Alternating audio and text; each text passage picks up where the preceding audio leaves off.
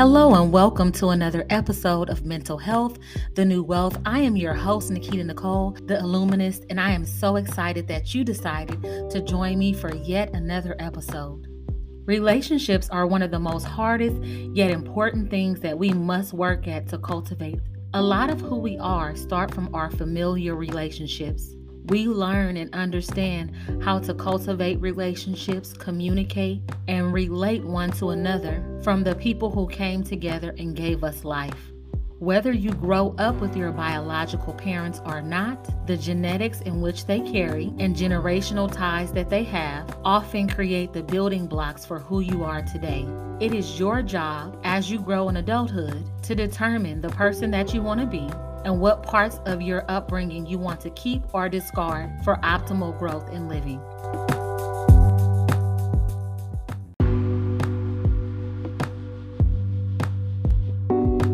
Join me in this episode as I talk to Marquis Smith, a young man in his 20s doing his work of healing as he discovers how to keep and cultivate healthy relationships in his life.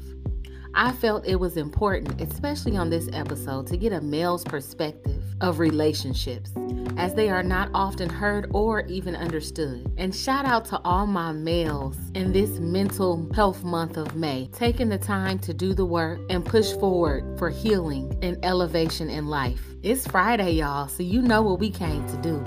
Sit back, relax, and let's get into this episode.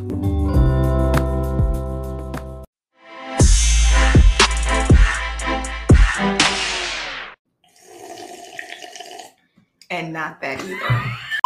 Thank you for joining another episode of Mental Health, the New Wealth. I am your host, Nikita Nicole, the Illuminist, and I am so excited that you decided to join us on yet another episode. Now, I want to give more props to our masculine energy. And so in doing that, I got my boy, Marquis Smith.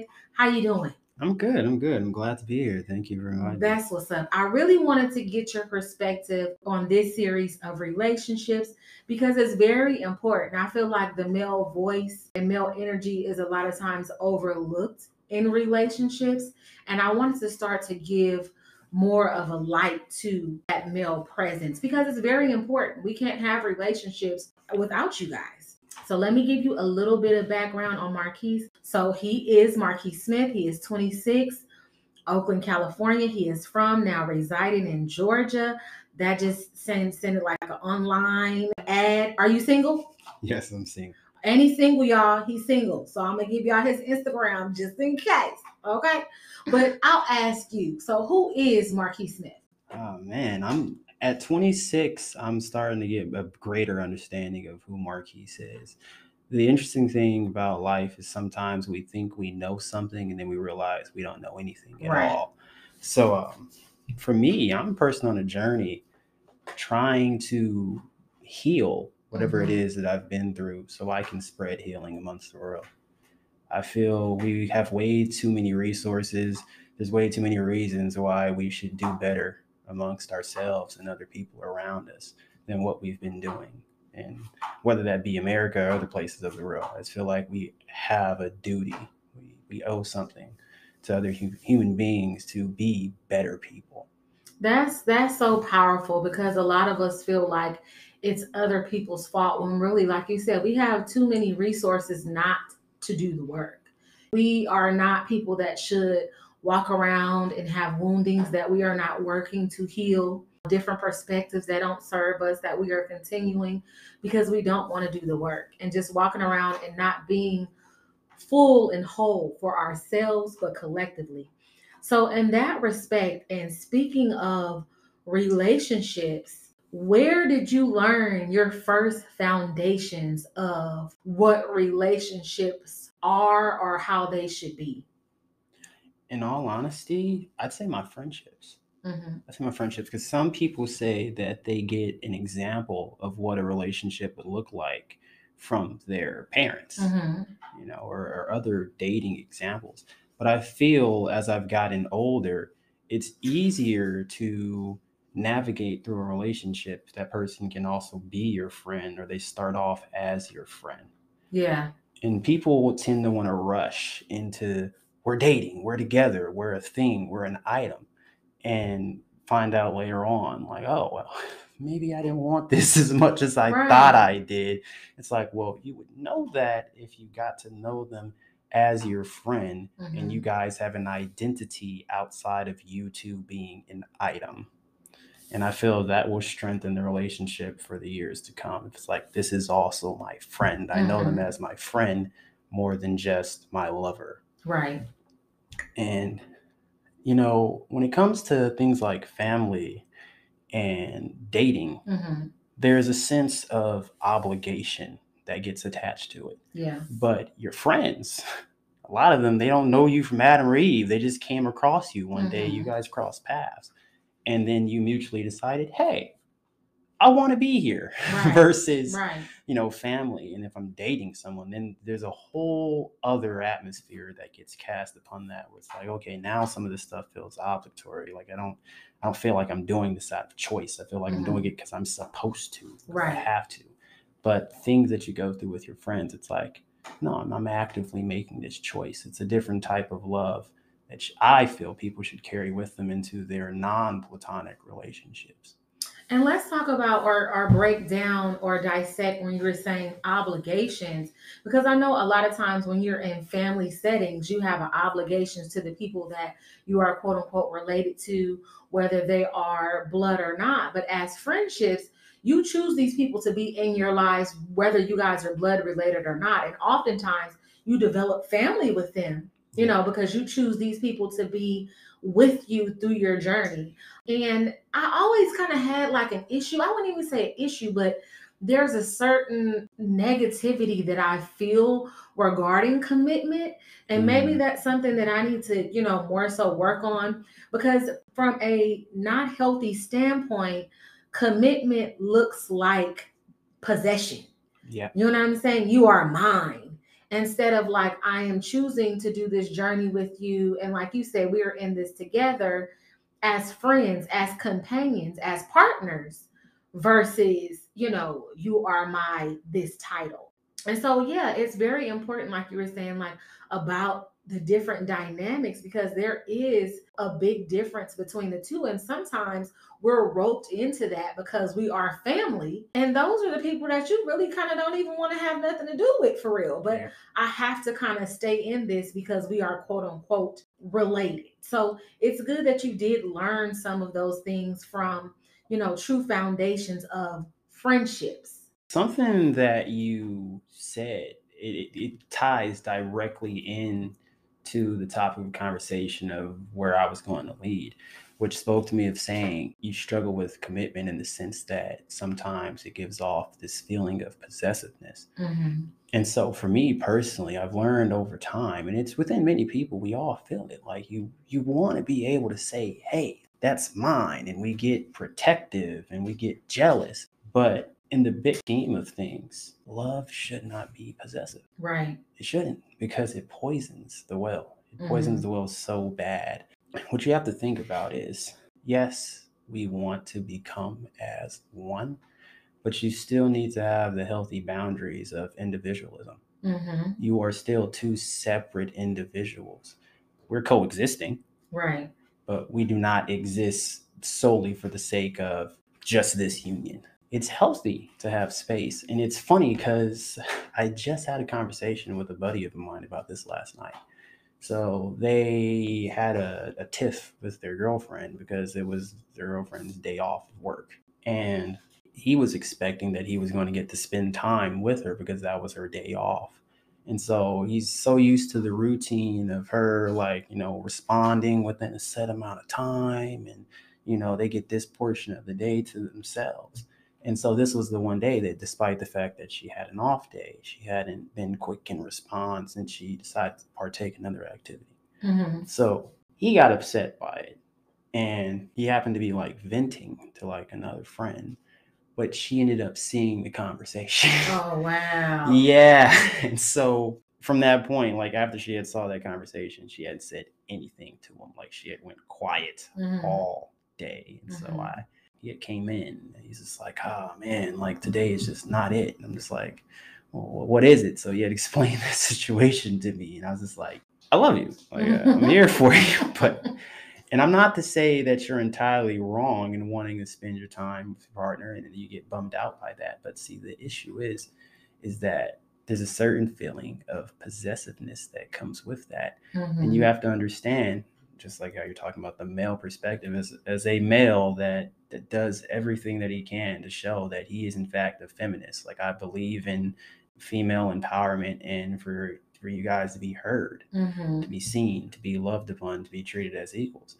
So you understand the political climate that we're in right now in all areas of the world, not just America, is that women don't feel properly valued. They don't feel protected. They don't feel heard, and they feel like they're just an accessory or an item, or they feel objectified.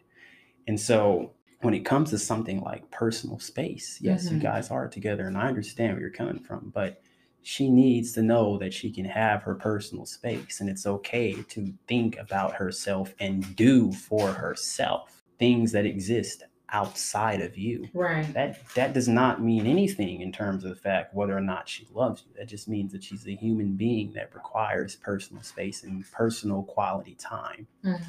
And when that moment has been assessed, when that's been handled, she will, in fact, when that time is necessary, when it's the right time, we'll get back to you.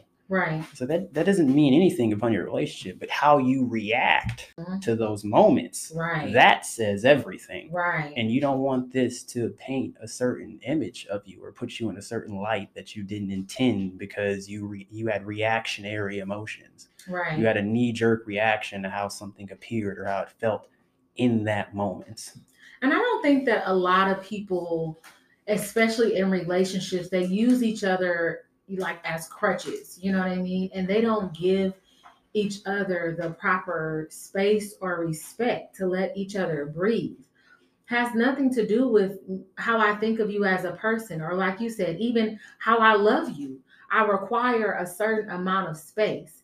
And because you have developed codependency characteristics that you feed in different ways, i.e., in some relationships, doesn't mean that I still don't require my own personal space. A lot of people, I can love you to death, but that doesn't mean that we have to spend each and every moment together. I think that when people spend too much time together, it kind of, like you were saying about tainting, it taints the relationship. I don't have any space to breathe. And then when we're communicating about who we are individually, I really don't have nothing to say, or I really don't have that time because I've been with you every moment of each day.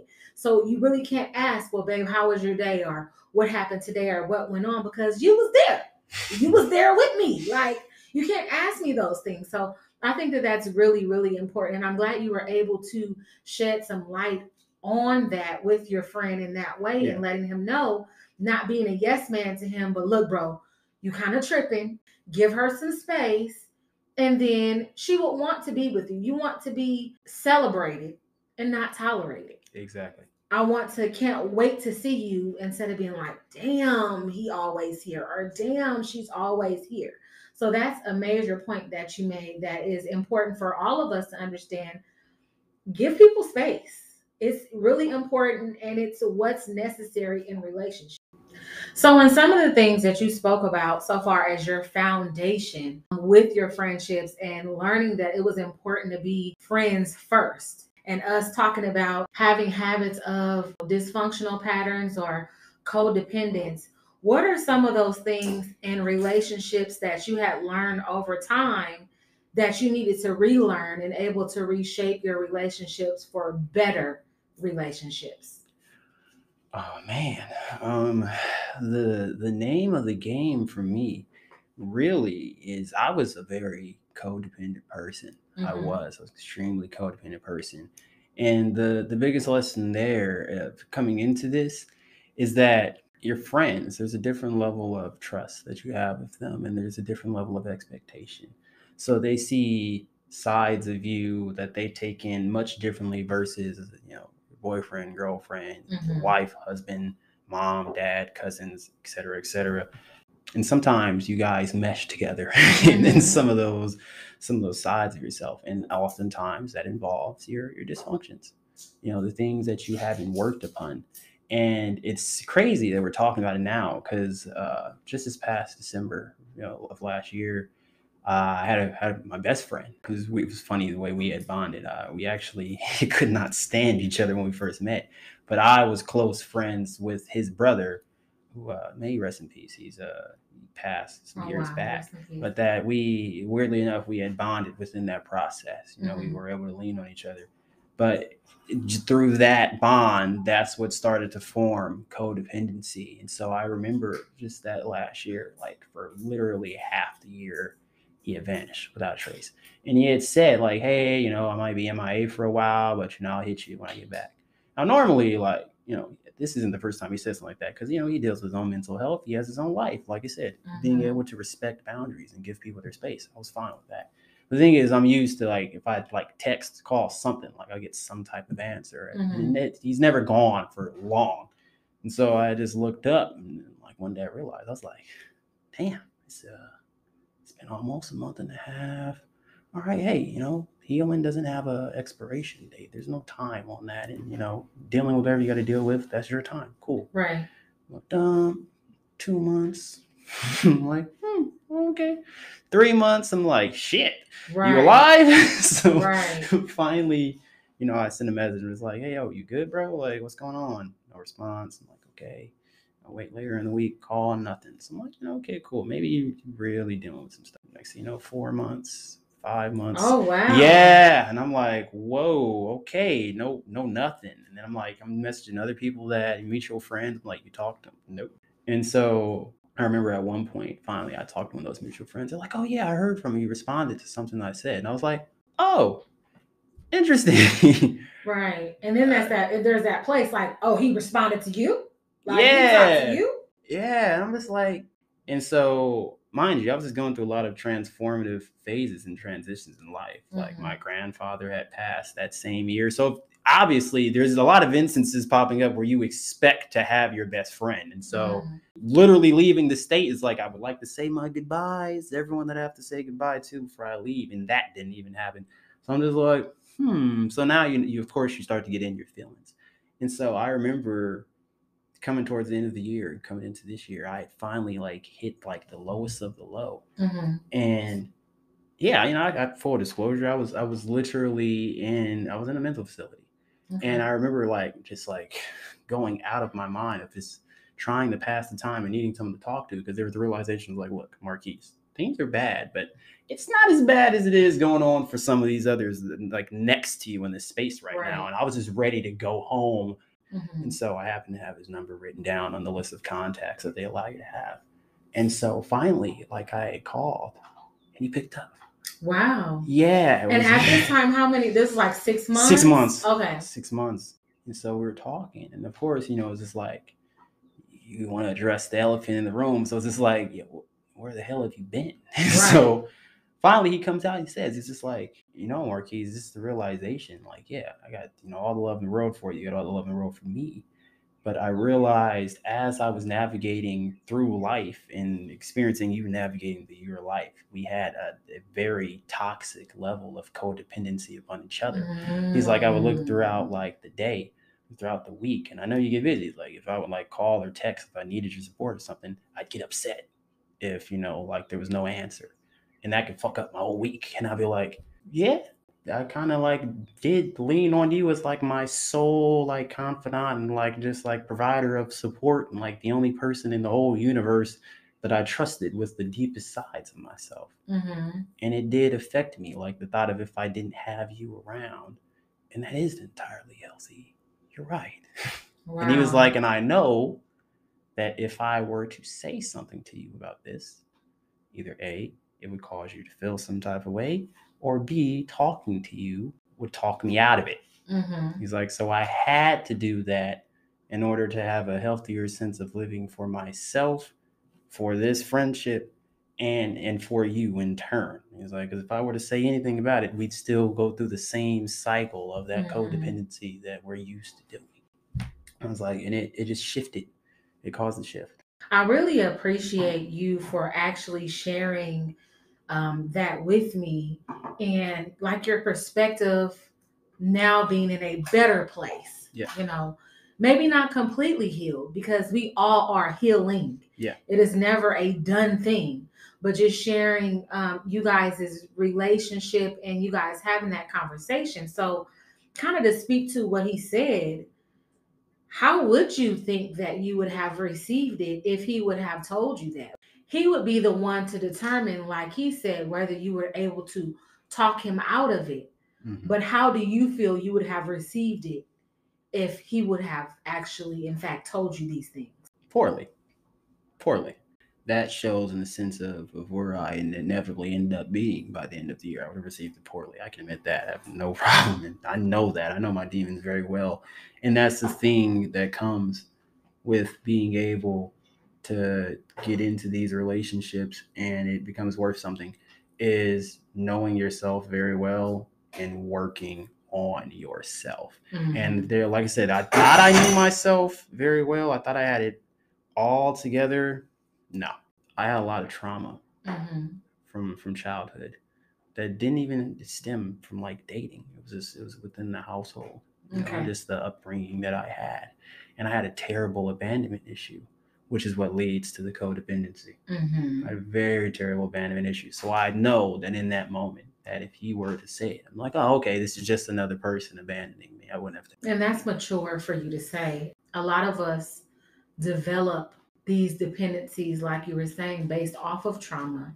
And some of us don't want to dissect and do the work to push through those things and unlearn to relearn, because it hurts to look at some of those things and to be able to unpack those boxes that you kind of packed and put away, to really look at what are these patterns, what are the things that I learned in relationships. I can say in my own experiences as well that all of them were not positive. And so to be able to shed the light on that and do the work to be able to be better is totally commendable. And I just really want to acknowledge and appreciate you for doing that work. And let's talk about healthy ghosting. So it's important to speak about ghosting because it's always looked upon as this negative thing. But I have had to healthy ghost a couple of people in my life, and only because it was the most healthiest way to handle a situation. Knowing that the familiarities that I shared with someone, if we were to talk about certain things, I would be, like you said, your friend, talked off the ledge, so to speak, when it really was not about me needing to disconnect communication for our relationship concern. It was me needing to disconnect communication for me. It was more of like a personal, self-centered decision. And a lot of times in relationships where there is a connection one to another, a lot of people feel bad about being self-centered.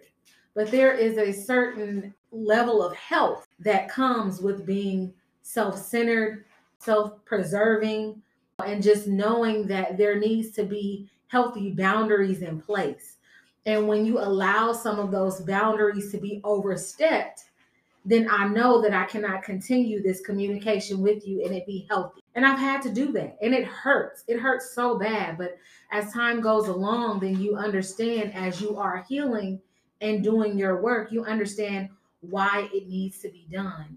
And in fact, that's what your friend indeed had to do with you to reclaim his mental health.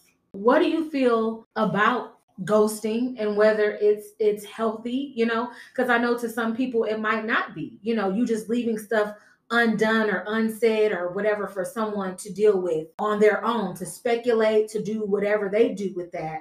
How do you feel about a ghosting, and is there a certain thing as healthy ghosting to you? There is something that speaks out from what you said that that's vibrating with what I feel and what I would have to say, is when you pointed out that some people feel bad about seeming self-centered. And when you seem self-centered, you seem selfish.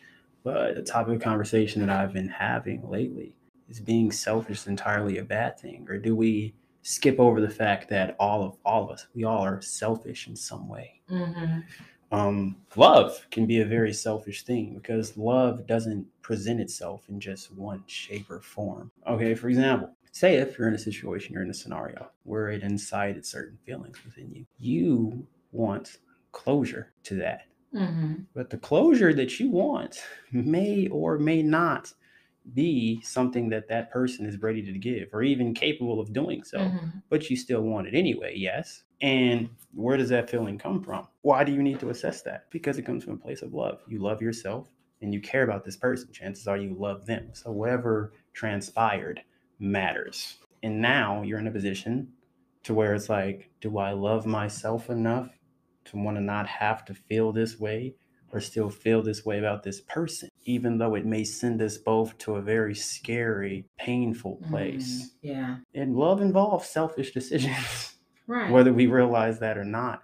And sometimes it may be something like having to ghost. Sometimes it's a must. It's a necessity at times, especially when you've developed or built a foundation of dysfunction. Yep. I think ghosting is the product of not setting and maintaining healthy boundaries in the beginning. Would you agree with that? Yeah. It's something that now has to be done and it doesn't feel good, but it's only because you didn't do what you needed to do in the beginning. I'm so glad to have you here for a male perspective because a lot of times we're kind of just wondering what y'all are thinking, you know what I mean? Mhm. Or how you guys feel about certain things. So it's good to have that perspective.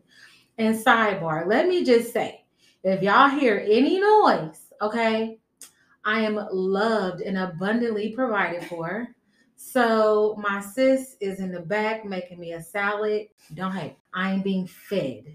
So moving along, talking about all the things that we talked about so far as relationships and what you have learned, Mhm. in your healing journey. Yes. And where you're going now. What we understand back in the day or what we understood during the journey changes and evolves from day to day, even moment to moment. So, what makes for a healthy relationship to you? What do you see a healthy relationship as now? Yeah, so one of the biggest things is from the start before you enter this situation. Now, it's not always going to be all together because life happens, things change, as you were just saying. But you want to be, for the most part, as healed as you can be before you step into that environment, or at least well on your way. Because no one wants to be hit with baggage. No one wants to be hit with baggage, especially if it's baggage that has nothing to do with them. Right. So for me, as my example of just not just my friendships, but very well that same year, it carried into my relationship, some of my trauma. Now it wasn't entirely unwarranted. And that's where we're going to step into, expand upon that of just what transpired. Not only did I have an abandonment issue, but I also didn't receive a healthy level of affection. So I craved some resemblance of affection, and when that didn't appear within a partner, it's just like, oh, okay, well, maybe you're just not attracted to me. Or maybe you don't love me that much. What's going on? You expect your own flesh and blood, especially something like a parent, when you expect there to be some resemblance of trust. And that's not even there. It's like, well, if I can't trust my damn family, I don't think I can trust the world. So I've always had trust issues as well. My mom never understood me. She would constantly, I don't get what's wrong. I don't see what's the problem. Or why don't you talk to me? It's just like, well, every time I talk to you, you talk over me, or you don't understand what it is that I feel. You have no sense of perception to what it is that's going on with me. And if you are not actively attempting to do that, well, I feel you don't respect me as well. So it's just all these different essentials that I find to love in a healthy relationship that I had a lack thereof, and that started to seep into my relationship when life was just, excuse my language, beating my ass. So Yeah. it just made it easier for all those things to unravel, especially when you have mirrors reflecting the trauma. And then after my grandfather died, that was a whole other epiphany about family and life. I went to live with my father, and that was a whole nother basket case of problem. Yeah. A lot of us, we do that father exodus and go stay with our parents, and he'd be like, so y'all more fucked up over here than I was thinking. I thought I was gonna come over here for a little solace, and then you get over there and be like, bruh. So that's deep. But I wanted to point out what you said about actively listening, actively being a part, actively wanting to know. It's almost as if you're asking someone in passing, how you doing? And you keep walking. You don't really want to know how they're doing. You're not actively wanting to really seek to understand a person. And a lot of us do that. And we can tell, we know. I don't need to dump my things on you, but if you are to really try to understand me, and so that we can truly connect and have a actual authentic relationship, you would need to actively want to be a part of my life and actively want to understand, regardless of how difficult that may be to you, regardless of if some of that is your fault, regardless of if you don't want to listen to some of the things to you that may be hard. That is a part of being actively here and present as a participant in this growing, changing, evolving relationship. So I think it's very, very important to be active in relationships if you so choose. Relationships are not something that you're going to be able to pop in and out. You have to be in it. It's a commitment. So go ahead, finish expanding on what you feel a healthy relationship is. Something from that friend that I spoke of who was deceased. Something he would always tell me. He's like, love can tend to be forgetful, and people, they need reminders. They need reminders sometimes that they're loved, that it is not fading. So he would say there's 4 pillars that you function off of: trust, respect, understanding, and affection. Some people aren't going to be fluent at 4 different languages. They're gonna have a primary zone that's what they excel at. But if you can know a little bit Right. of each area, you're that much more geared towards having some stability Right. in that scenario. And that's where I had to do all the unlearning of realizing, like, all these areas are weak, because in my most important relationship, that was not a dating relationship, but it's familial, and that forms and shapes a lot of who we are. I didn't receive it, or there were unhealthy versions of it, unstable versions of it, and I had a craving. I had an immense need at that point for those voids to be filled, and that's where it comes in. It's like, no, you gotta do the healing before you step into the situation. Yeah. You got to know what part you're playing in it before you just point the finger and say, you're shit. Right. It's like, well, what's leading you into some of this? Even your choice of partner. So, it's like, first of all, what can we do without trust? Why am I going to sleep in the same bed, wake up every day, or talk to a person every day that I don't trust? Right. It makes no sense. It makes no sense. I feel like that one's a no-brainer. It's like, I'm living every waking second in fear and full of anxiety and just anticipation, waiting for you to fuck up. If you got to side-eye them, let it go. Either you need to work on yourself with how you perceive others and your level of trust, or they simply not a trustworthy person. Yeah, it's within that past year. Obviously, I'm already going through a heavy rough patch. Like I said, I decided to go spend some time with family on the other side of the country that I don't really see often. Had an abandonment issue. Oh, that was born right there with good old Pop. Like, you weren't there. So I just started kind of puffing in all that stuff that I had the blinders on to. I was just like, yeah, I've been lying to myself. I've been in denial. I haven't been doing the work. I've been saying that I'm okay with you as if we have some great relationship that we don't. So then that seeped into my relationships. I was always in constant fear that the person was going to leave. I dreaded the thought that they were going to leave. And sometimes it led me to do ridiculous things that were not in the name of loving myself, just for them to stay. Right. I finally came to, I'm being around some of these people now. It's like, of course you want to be able to meet some of your partner's friends and whatnot. And I'm looking and I'm just like, these don't seem like the healthiest, best people to be around. They're very catty. They're very mean in nature, very shady like individuals in some ways. And this just isn't the type of group of people that I'm used to you being around. That eyebrow raise, it just started to make me question things like my overall level of trust. And then I see the type of things they say and they do, and it doesn't have what I would feel is an entire sense of respect to other people, or let alone you and me, like our relationship, like, flirty comments and whatnot. And let me hop in there too, because with relationships, when you are observing others, please don't mistake their actions as something that they're doing just to other people. Pay attention to what people do in their passing relationships, in their standard relationships, how they communicate, things that they say, because you may see a different side to them, but that's not too far from who they actually are. So yeah, you might be in the new stages of your relationship, or maybe they have not started to behave with you in that way, but please don't misconstrue that that is who they are. And I think a lot of people, when they're in the situation, be like, oh, I didn't see that happening, or how could that person have done this? No, they were doing that the whole time that you knew them. You just did not pay attention to the quote unquote now popular red flags that you saw, but it was always there. It was always present in your face. So if you don't like how they commune with others, something as simple as how you treat people in the grocery store, or how you say please and thank you. These are telltale signs of a person's character and integrity, or lack thereof. Yep, it's true. Oftentimes, because we all have a ground base, we all have a foundation. And something that came up with my sister, who topic of discussion was how you do one thing is how you do everything else. Mm-hmm. Nothing is born, new on the sun. Like, there is a base point of how you think and how you function that connects with how everything else goes in your day-to-day life. So if they were to do this in that one scenario, like, oh, they were pretty mean, pretty rude to that customer service worker. You think don't possess the ability to do that to you too? Right.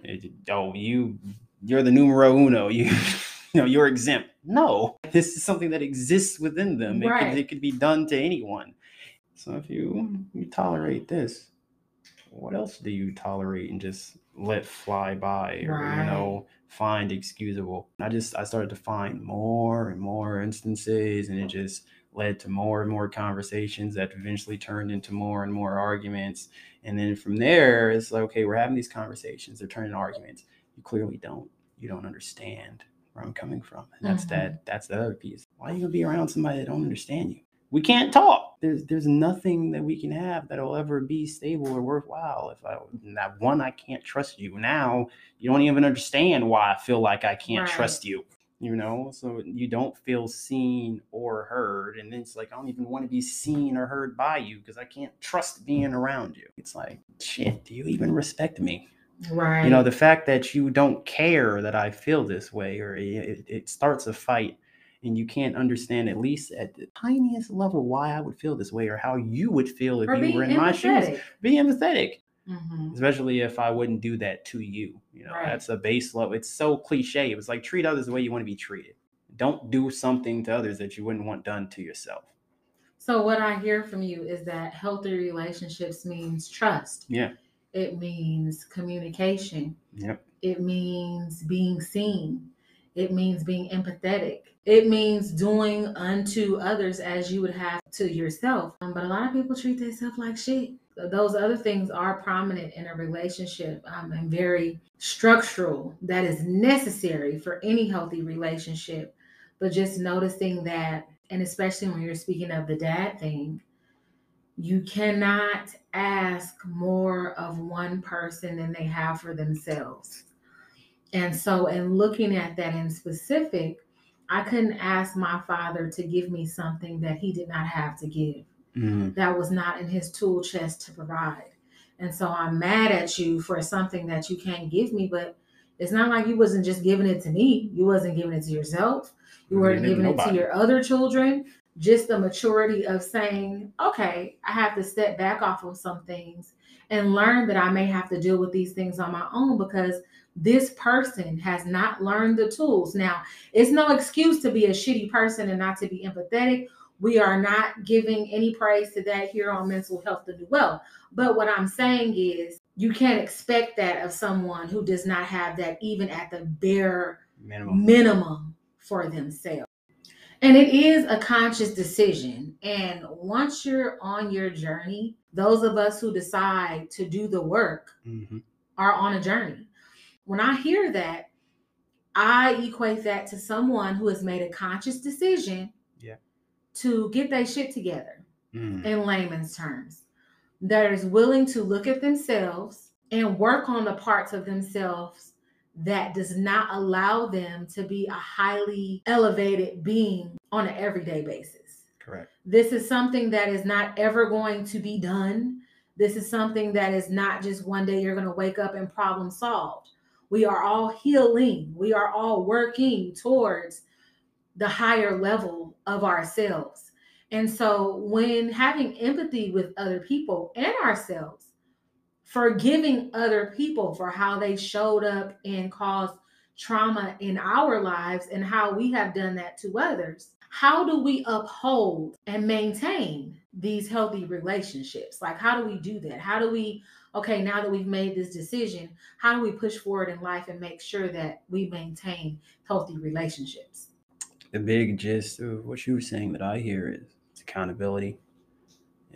Accountability is so important, and a lot of us, myself included, there's times where we don't hold ourselves accountable, whether that's for where we're messing up or for where other people are messing up, and what we allow them to do, the boundaries we allow them to cross, and how we choose to perceive them. Because it's something I remember, just I say this to people a lot, but it's so true. It's almost anything and everything on this earth can or will hurt you, but it's up to you to choose what's worth suffering for. And so with that accountability, it's just like, all right, is this worth it? Is this something that it's in tune with what I want, what I need, who I want to be, what I should be dealing with? And then every once in a while you get caught slipping, and it's not. And you got to pay attention to those moments when you start getting those murky, dark, negative feelings that send you to very terrible places. Are you going to keep sitting here and wallowing in that? Or are you going to get to stepping or do what's necessary to clean off those windows so you can have a clearer perspective? Yeah. And the biggest thing with that is knowing that sometimes you got to walk away. Yeah. That involves that healthy ghosting, and that ghosting might not be temporary. It might be a permanent thing ghost, yeah, of understanding what a person can or cannot provide. Because if you keep knocking at a door, expecting them to open and answer it, and they can't, you ain't got nobody to be mad at but yourself at that. Because you keep vetting that experience. That's what you're cultivating. I do totally wholeheartedly agree with that. I would say, so far as how we uphold that, is like you said, accountability for ourselves, holding other people accountable, and communicating that. Yep. And a lot of us, I know, in early stages, we have not learned the words or found out the ways in which we should communicate hard things or things that might not be flowery and fluffy and easy, but in saying, you hurt me in this way, and not pointing the finger, but letting you know so that I can then go through and heal within myself. And sometimes even when you say it and it's not received, like the person doesn't apologize, or like you said, you're not empathizing. So I can't even begin to say that I understand what you're saying, even if they don't apologize or empathize or even understand what they have done. Being able to forgive. Being able to forgive is something that is so profound. And I know that a lot of people say it all the time, and you've heard it time and time again, but it's not for the person. It's for you to release that, because a lot of times we're walking around in this jail, this prison that we've made for ourselves, when the person that we have those feelings to or actually caused the trauma, they live in their life. Best life. They ain't thinking nothing about it. And so it's really wholeheartedly for yourself. And so I really liken it to reading Miguel Ruiz's book, The Four Agreements. That in that book, it talks about the foundations of not taking things personally, being impeccable with your word. Is so profound. And just these little keys to live by is important, because we put a lot of our baggage onto other people, expecting for them to be the cure, our savior. When expectation's the killer oftentimes. Right. So I would say, in just being aligned with self and spirit, being aligned with your emotions. Why do I feel this way? What in that situation made me feel this way? What part of that is warranted? And what part of that is past trauma that I'm still working with? And once we are able to do that, I think that we are able to show up better for ourselves and others. Mm-hmm. So thank you so much. I just really appreciate your openness, your transparency, and sharing. I'm glad that I got me some more masculine energy on the show. Hey. Thank you. Tell the people how to connect with you. Tell the people how they can find you, and if they would like to chat or, talk to you or whatever the case. How do they find you? I know a lot of people use Instagram nowadays. If that's your go-to, message me, intellectual_visionary. People don't know how to spell. Spell that, please. INTELLECTUAL_visionary, VISIONARY. You find me on Facebook. I have no problem saying my government name, Marquis Smith, Oakland, California native. So Hey, Bay Area. Where you from? Bay Area. Hey. So you see a tall brown man, and it says Oakland, California, in the backdrop of a flower. Then the chances are that's me. Like I say, if you connect with me on there, or you decide to make one just to reach out to me, if you have another form of contact you prefer to use, I have Discord as well, Snapchat. We can go through all those whenever we talk. I'd be more than glad to talk to you guys. I'm always open for conversation because there's always room to grow and improve. And if there's any last words that I would say for you guys is, if you fail to plan, you plan to fail, and know your why. Mm-hmm. We focus so much on the what, but we don't pay attention to the why. So give more time to the whys in your life. We definitely have to pay attention to those whys, because that is what fuels us on an everyday basis. And when the going gets tough, your why will make you stick in there and thug it out and get the results that you desire. So I hope this episode was able to help you to gain clarity on relationships. And like I said, I'm glad to get more masculine energy to speak on their relationships and how they feel about relationships and different things that they have learned in the relationships that they have had in their lives. I appreciate you, I honor you, and I thank you for doing your work.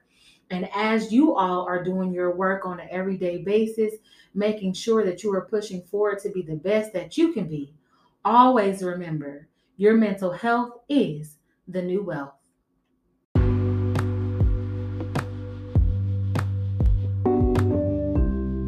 This episode was sponsored by Cuff Your Pearls, where mental health meets makeup. Go on over to cuffyourpearls.com and shop with a brand you can not only feel with, but heal with. CYP makeup products are also affirming, vegan, and cruelty-free. Follow Cuff Your Pearls